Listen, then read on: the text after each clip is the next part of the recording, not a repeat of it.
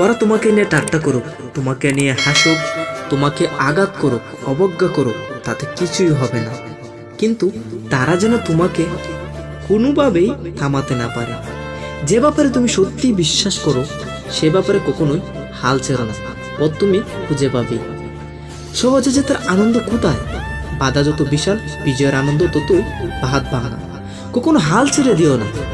এখনকার এই দাঁতে দাঁত চেপে করা কষ্টগুলো তোমাকে বিজয়ের খেতাব দেবে সারা জীবনের জন্য। তোমার জীবনে তুমি জানিয়ে কাজ করো, তাকে সবচেয়ে ভালোভাবে করার চেষ্টা করো। এমনভাবে করো যেন তোমার আগে ও পরে কেউ এতটা ভালো করে করতে না পারে। আমি ব্যর্থতাকে মেনে নিতে পারি, কিন্তু আমি চেষ্টা না করাকে মেনে নিতে পারি না। কখনো ভেঙে পড়ো না। পৃথিবীতে যা কিছু হারিয়ে যায় অন্য কোনো রূপে সেটি ঠিকই আবার ফিরে আসে জীবন। তোমার স্বপ্ন আর তোমার মাঝে দাঁড়িয়ে আছে কেবল একটি জিনিস, সেটি হলো অজুহাত।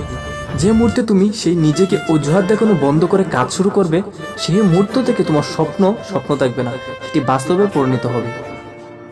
একটি লক্ষ্য ঠিক করো, সেই লক্ষ্যকে নিজের জীবনের অংশ বানিয়ে ফেলো। চিন্তা করো, স্বপ্ন দেখো, তোমার মস্তিষ্ক, পেশি, রক্তনালী, পুরো শরীরে সেই লক্ষ্যকে ছড়িয়ে দাও।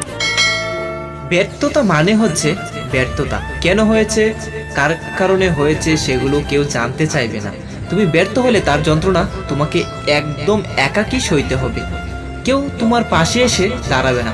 তাই কখনো অজুহাত বানাবে না, অন্যদের সুযোগ দেবে না।